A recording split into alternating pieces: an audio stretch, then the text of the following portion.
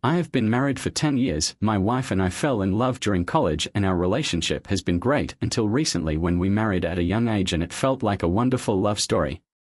Over the past year, we have shared some revelations that have seriously impacted our relationship. About 5 or 6 years ago, I started discussing this with my wife, and about 11 months ago I confessed the rest to my wife, which I was deeply ashamed of and hid from everyone. Therapy has helped me a lot to realize that it wasn't my fault, but I regret not seeking it sooner. I had some unresolved issues related to privacy and trust that I never addressed, and discussing adult content was something I always avoided. Early on in our relationship, I told a stupid little lie, and if I hadn't told that lie, things could have been different and we could have discussed her feelings about adult content, but that didn't happen. I've always been honest, but in that moment I felt compelled to lie because I was afraid of what people would think of me, especially in relation to her religious beliefs. Looking back, I wish I hadn't done that, but I couldn't change the past. The lie came back so many times that it was hard for me to come clean to her, so I chose to avoid it. I eventually came clean to her because I learned that adult content can be seen as a form of betrayal, and I couldn't continue to lie about the initial lie. When I told my wife about these revelations, she confided in me as well. She revealed that she had considered canceling our wedding because she still had feelings for her ex-partner, and I was her second choice. But things took a turn for the worse about 5 or 6 months ago, and she expressed a need for space because she was understandably hurt. I gave her some space at first, but as time has gone on, she's taken more and more space. She's been pushing me away more and more. I'm getting close to my breaking point, and we are getting further and further away from each other, especially now that she's back at college, partying and going to bars, and rarely spending time with me. Meanwhile, I've been working while she's still in school, going to school myself, preparing meals for us, taking care of our home, showing and receiving love the way she likes to be shown, and trying to make her feel loved.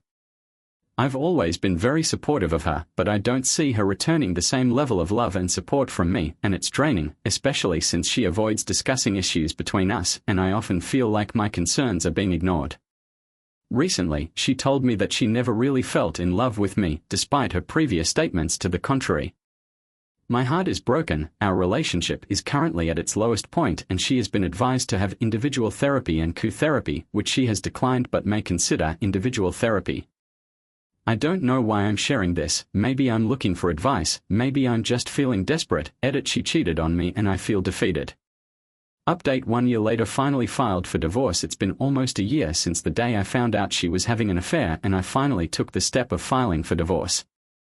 However, when I first found out she was having an affair, my heart broke and I was consumed with anger, profound sadness, and so much more that initial day was one of the darkest days of my life. When I broke down, the person I had loved dearly for 12 years sat there in tears. I begged her to end the affair, and she finally agreed. Over the next 6 months or so, she continued to live together even though we were separated, and I knew she was still with another man. She insisted that we were not in a relationship, yet she was planning to move in with him after those 6 months. I know it's not complicated, but I'm under a lot of pressure to just keep it going. When she moved out, she ended her relationship with another man. My ex has been trying to reconcile with me for the past month and a half, probably because she sees me happy with someone else. She wants me to find happiness, but she is hurt too. I've been discussing divorce for months and gradually working on filling out the necessary paperwork, and finally I've taken the final step and filed for divorce. I don't believe my ex-wife would have taken me seriously before, but now she wants me back with tears in her eyes. It's too late, and some people may think this is wrong or irrational, but I've always had compassion for my ex-wife. I know her problems and challenges, and I just want to see her find happiness. I gave her many opportunities to change, but she didn't. Now that the divorce papers have been filed and she is practically begging me to reconsider, things are really bad. I'm a very empathetic person, and seeing others in pain affects me deeply, so this has been very hard for me, despite all the difficulties I've had in the past year. For the past 5 years I have only had sex with my wife, and I was very angry. At first I thought I had a cystitis or urethritis, and when my doctor suggested I might have chlamydia, I didn't take it seriously, but now that I have received the results of the tests and they confirm that I have a celiac urethritis, I have decided to start investigating, and it didn't take long for me to find out about the text messages between my wife and her lover. She thought I had been working all night, but she didn't realize I had emailed all the texts to her lover's wife. I warned her that he was having an affair with an infected woman and suggested she get tested. The lover's wife replied to me, but she also hasn't confronted her husband yet. Right now, I am focusing on my legal matters. I am doing this because I suspect that my wife may be cheating on me with more than one person. In her text messages, her lover asked her if she was only having a relationship with him and she gave an evasive answer. Fortunately, my co-worker's wife replied to me the next morning stating that she believed her husband might be seeing someone else as well. They were privately separated at the time and the separation agreement prohibited them from dating anyone else. She had her own suspicions and thanked me for reaching out to her. We agreed that she would not confront her husband until I obtained legal security in exchange for the evidence I had about their affair. I installed a keylogger on the wife's personal computer and soon had access to a secret email account. Even more shocking to me was the fact that the emails were dated a few months before I was infected, which meant that she had knowingly infected me with chlamydia, which was disappointing because there was no CYA ferry. My lawyer was very interested in the fact that she had deliberately infected me and the overwhelming evidence of her infidelity, and with the house we lived in belonging to my parents and the fact that we had been financially independent from the start, the chances of her getting anything from me were very slim. But I secretly kept it in the living room. The morning I decided to confront her face-to-face, I followed the advice of a popular comment on my last post about how to carry on a conversation while we were eating breakfast, and I casually asked, "I'm curious, does the coworker know you gave him chlamydia too?" I reminded her that this was her second affair, tried to convince me that she loved me, blamed me for calling me out for not making her feel loved, etc., and I immediately served her with divorce papers and eviction notices, after which I stayed with my parents until she moved out of the house a couple of weeks later, just to be on the safe side.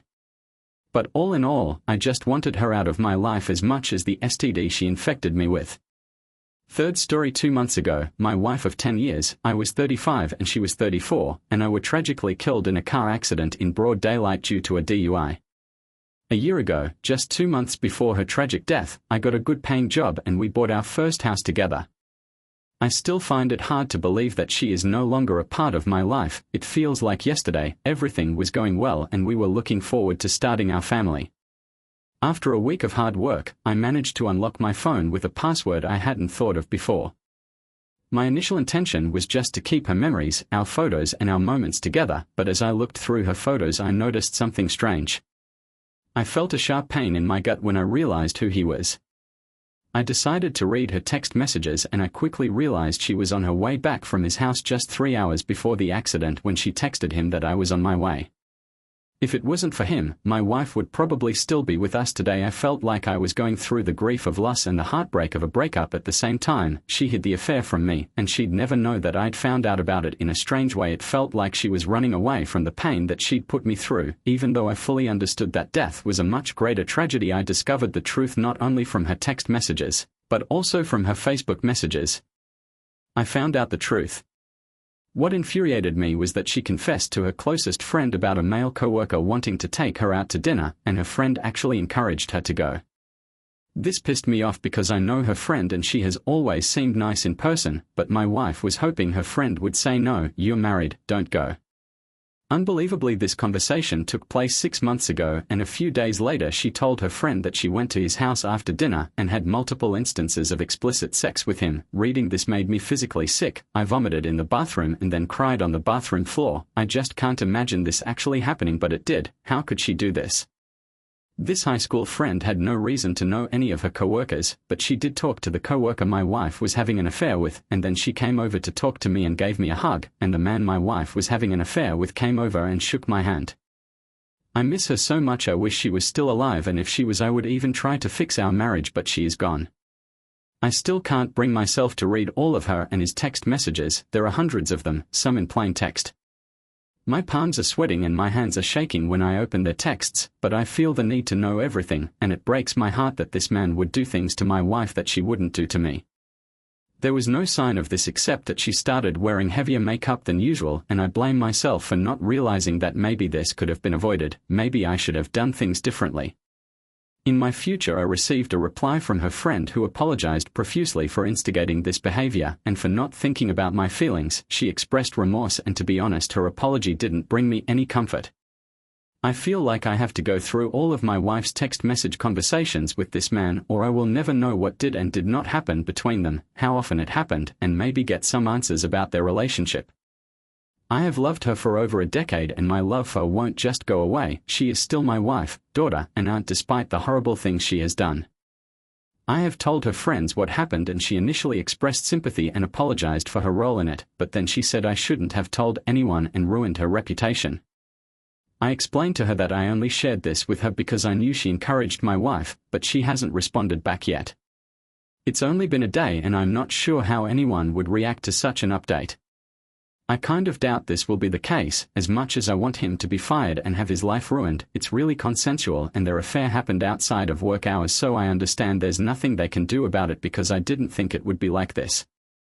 I sent a screenshot of a Facebook message from her friend encouraging her to go out with her boyfriend. He also said I shouldn't blame his girlfriend for my wife's affair or death, so I guess that's a dead end because I'm talking to someone who believes what his girlfriend says.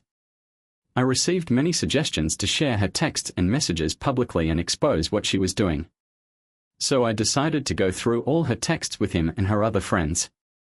I initially planned to wait longer to do this, but I just couldn't sleep and I couldn't go on with my life without answers to questions like how this happened, where it happened, and why it happened. The bad news is that she seems to be more adventurous with him. She even smokes MJ with him, something I've never seen her do. She also let him sleep in our bed the night I visited my brother. Also, during his lunch break while he was driving to get lunch, she had a BJ with him, which she made it sound like it was fun. This caught me off guard and it triggered severe anxiety. My heart broke when I realized they were meeting on our anniversary, the day I took her on our first date, which in my memory was very special and romantic, and we were both very happy and intimate. But now I know I have to let go of my love for her. I am saddened by her death and I miss her terribly, but it's time for me to realize that she wasn't the person I thought she was. I've read all the books and I don't think I can take any more hurt than I'm feeling right now. I want her to heal. I have an appointment with a therapist in about a month, and if I feel worse I'll go to the hospital. My emotions are intertwined with extreme anger and deep hurt. I feel more hurt than angry. I've exhausted the strength and energy needed to be angry, and the whole situation has left me feeling exhausted and depressed.